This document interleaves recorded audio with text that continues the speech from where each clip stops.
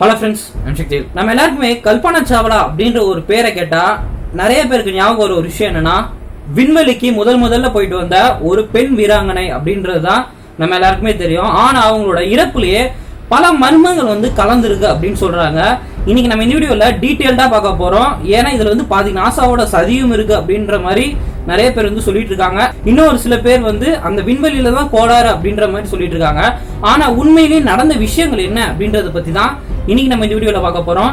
வாங்க வீடியோக்குள்ள போலாம்.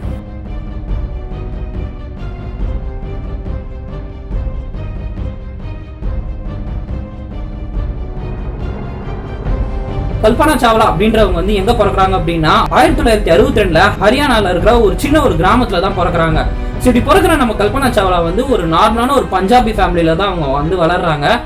ஸோ அவங்க குடும்பத்துல பாத்தீங்கன்னாக்கா அப்ப சின்ன வயசுல ரொம்ப வசதி ரொம்ப கம்மியா இருந்தனால அவங்க என்ன மாதிரியான ஒரு ஸ்கூல்ல படிக்கிறாங்கன்னா ஒரு கவர்மெண்ட் ஸ்கூல்ல தான் அவங்க படிக்கிறாங்க. ஸோ இப்படி கவர்மெண்ட் ஸ்கூல்ல படிச்சுட்டு இருக்க நம்ம கல்பனா சாவ்லாவுக்கு என்னதான் இருந்தாலும் நிறைய பேர் சொல்லிட்டு இருப்பாங்க, பணக்காரவங்களுக்கு தான் பேஷன் அப்படின்ற ஒன்று இருக்கும், கனவு அப்படின்ற ஒன்று பணக்காரவங்களுக்கு மட்டும்தான் இருக்கும், ஏழைங்களுக்கு இருக்காது அப்படின்னு சொல்லிக்கிட்டு இருந்த ஒரு காலகட்டம் அது. சோ அந்த காலகட்டத்துல ஒரு மிகப்பெரிய ஒரு கனவா அந்த வயசுல சின்ன வயசுல என்ன இருந்துச்சு அப்படின்னா, நான் வாழ்க்கையில ஒரு தடவையாவது நான் வானத்துல பறக்கணும் அப்படின்ற ஒரு ஆசை அவங்களுக்கு இருந்துச்சு. சின்ன பசங்க எல்லாருமே அவங்க கிராமம் ரொம்ப சின்ன கிராமம் அப்படின்றனால ஏரோப்ளேன் அப்படின்ற ஒன்று வரதே ரொம்ப ரேரான ஒரு விஷயமா தான் இருக்கும். சோ அந்த ஏரோப்ளேனை பாக்குறதுக்காகவே அங்க இருக்கிற குழந்தைங்கள்லாம் வருவாங்க. அப்ப குழந்தையோட குழந்தையா பல கனவுகளோட பார்த்த ஒரு குழந்தை தான் இந்த கல்பனா சாவ்லா அப்படின்றவங்க. இந்த கல்பனா சாவ்லா அப்படின்றவங்க ஸ்கூல் ஸ்டடிஸ் ரொம்ப எளிமையான ஒரு முறையில கவர்மெண்ட் ஸ்கூல்ல முடிக்கிறாங்க. இப்படி முடிச்சதுக்கு அப்புறமா ஹையர் ஸ்டடிஸ் என்ன பண்ணலாம் அப்படின்னு சொல்லிட்டு அவங்க அம்மா அப்பா இவங்க கிட்ட கேட்கும் போது இவங்க என்ன சொன்னாங்கன்னா, நான் ஏரோநாட்டிக்கல் இன்ஜினியரிங் படிக்கணும் அப்படின்னு ஆசைப்படுறேன் அப்படின்னு சொன்னாங்க. ஸ்பேஸை பத்தி இன்னும் நான் நிறைய தெரிஞ்சுக்கணும் அப்படின்ற எனக்கு சின்ன வயசுல இருந்தே கனவு அப்படின்னு சொல்லிட்டு அவங்க அம்மா அப்பா கிட்ட சொல்றாங்க. அவங்க அம்மா அப்பா அதுக்கு ஆரம்பத்துல ஒத்துக்கவே இல்லை. காரணம் என்னன்னா, ஏரோநாட்டிக்கலுக்கான இருக்கிற எல்லா காலேஜஸ்லயுமே ஆண்கள் தான் இந்த ஃபீல்டு அதிகமா படிக்கிறாங்க. அந்த இடத்துல இவங்க மட்டும் தான் பொண்ணா இருந்தாங்க அப்படின்றதுனால அவங்கள ஏரோநாட்டிக்கல் இன்ஜினியரிங் படிக்க அவங்க அம்மா அப்பா சம்மதிக்கல. அவங்கள கன்வின்ஸ் பண்ண பாத்துருக்காங்க. ஆனா என்னோட கனவு இதுதான், சின்ன வயசுல இருந்து நான் இதுதான் படிப்பேன் அப்படின்னு சொல்லிட்டு அவங்க ரொம்ப ஸ்ட்ராங்கா இருந்தனால அவங்க அப்பா அவர் ஏரோநாட்டிக்கல் இன்ஜினியரிங் படிக்கிறாங்க. படிக்க வச்சதுக்கு அப்புறமா அவங்களோட இனிமே நம்ம இன்ட்ரெஸ்டான ஒரு விஷயத்த படிச்சோம் அப்படின்னா நம்ம அதுல கண்டிப்பா ஒரு ஷைன் ஆகும் இல்லையா. சோ அந்த மாதிரி எல்லாருக்கும் முன்னாடி அவங்க எல்லாத்தையுமே டாப்பரா வந்தாங்க. டாப்பரா வந்ததுக்கு அப்புறமா அவங்க கிராஜுவேஷன் முடியுது அவங்களுக்கு சரியா, காலேஜ் கிராஜுவேஷன் முடிஞ்சதுக்கு அப்புறமா அவங்க ஹையர் ஸ்டடிஸ்க்காக யூஎஸ்க்கு கிளம்புறாங்க. யூஎஸ்க்கு போயிட்டதுக்கு அப்புறமா அங்கேயே ஏரோநாட்டிக்கல் சம்பந்தமாவே ஸ்பேஸ் சம்பந்தமா நிறைய விஷயங்களை படிக்கிறாங்க. எல்லாத்துலயுமே பயங்கரமா கிராஜுவேஷன் ஆகிறாங்க. அதுக்கு அடுத்து இவங்க அந்த யூஎஸ்லயும் சிட்டிசன்ஷிப்போ பாத்தீங்கன்னாக்கா இவங்க வாங்குறாங்க. அதுக்கப்புறமா இவங்களோட 26 வயசுல நாசா இவங்களுக்கு ஒரு வரவேற்பு கொடுத்துச்சு. அதுக்கப்புறமா அந்த ஆஃபர் லெட்டரை ஏத்துக்கிட்டு நம்ம கல்பனா சாவ்லாவும் நாசாவில் போயிட்டு ஒர்க் பண்றாங்க. இப்படி நாசாவில் ஒர்க் பண்ணும்போது எல்லா ஏரோநாட்டிக்கல் இன்ஜினியரிங் ஸ்டூடெண்ட்ஸ் தான் நம்ம கல்பனா சாவ்லாவும் அந்த இடத்துல ஒரு விண்வெளி வீரர்கள் மாதிரி தான் நம்ம கல்பனா சாவ்லாவும் இருந்தாங்க.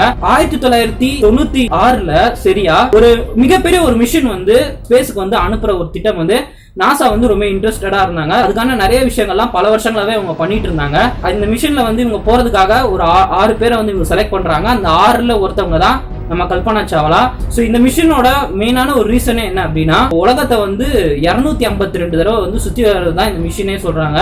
இந்த 252 தடவை இவங்க ஸ்பேஸ்ல சுத்தி வந்ததுக்கு அப்புறமா கிட்டத்தட்ட 6.5 மில்லியன் கிலோமீட்டர் இவங்க டிராவல் பண்ணிட்டு நம்ம கல்பனா சாவ்லா ஸ்பேஸ்ல இருந்து இறங்கி வந்ததுக்கு அப்புறமா கல்பனா சாவ்லா ஒரு மிகப்பெரிய ஒரு ரோல் மாடல் ஆயிட்டாங்க. ஏன்னா ஸ்பேஸுக்கு போயிட்டு வந்தா முதல் பெண்ணா அவங்க தான் இருந்தாங்க அந்த காலத்துல.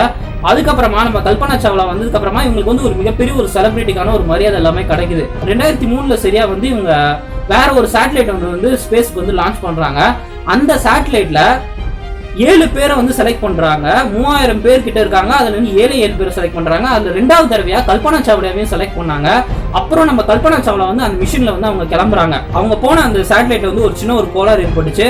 ரைட் சைட்ல இருக்கிற விங் பாத்தீங்கன்னாக்கா உடஞ்சிருச்சு. இப்படி உடஞ்சதுனால போகும்போதே அவங்களுக்கு இந்த சேதாரம் ஏற்படுச்சு அப்படின்றதுனால போயிட்டு நாசாவுக்கு இவங்க ரிப்போர்ட் பண்றாங்க. ஆனா நாசா திரும்பிய இவங்களை வேற ஒரு சேட்டலைட் வந்து அனுப்பிதான் இவங்களை வந்து நம்ம ரெஸ்கியூ பண்ணணும் அப்படின்றதுக்காக இவங்க என்ன பண்ணிட்டாங்கன்னா, இதுக்கு வந்து பல மடங்கு காசு செலவாகும் அப்படின்றதுனால இவங்களுக்கு அவ்வளவு பணமும் இல்ல, அதே டைம்ல அவ்வளவு டைமும் இல்லாதனால நாசா வந்து எந்த ஒரு ஸ்டெப்புமே எடுக்கல. அதுக்கு அடுத்து வேற வழி இல்லாம 16 நாள்ல அவங்க போன மிஷனை வந்து முடிக்காம 16 நாள்ல வந்து திரும்பி வந்து எர்த்துக்கு வந்து ரிட்டர்ன் ஆகுறாங்க. அவங்க ரிட்டர்ன் ஆகும்போது நம்ம எர்த்தோட அந்த வளிமண்டலத்துல ஏற்கனவே இருந்த அந்த கோளாறு வந்து ரொம்ப அதிகமாயிட்டதுனால ஸ்பேஸ் வந்து நம்மளோட எர்த்தோட அந்த வளிமண்டலத்திலேயே வெடிச்சு வந்து செதறிடுச்சு. ஆனா பல கனவுகளோட இறந்த நம்ம கல்பனா சாவ்லாவோட ஆன்மா அவங்களோட கனவை அடையணும் அப்படின்றதுக்காக திரும்பி மறுபிறவி எடுக்கும் அப்படின்னு சொல்லிட்டு நிறைய பேரோட ஒரு நம்பிக்கையா தான் இருந்துச்சு.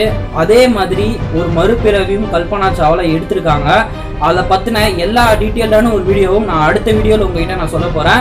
அந்த வீடியோல நம்ம கல்பனா சாவ்லாவுக்கு உண்மையிலேயே இங்க என்ன நடந்துச்சு, இது வந்து ஜஸ்ட் வந்து நாசா வந்து ஸ்கிரீன் போட்டு சொன்ன ஒரு விஷயம் தான். இது இப்படிதான் வந்து வெடிச்சு சதறிச்சு அப்படின்னு சொல்லிட்டு நாசா சொல்லியிருந்தாங்க.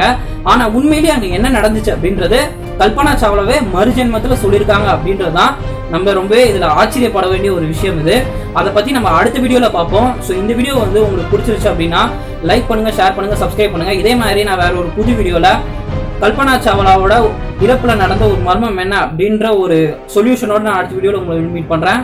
அது வரைக்கும் பாய் சித்தேல், சேர்ஸ்.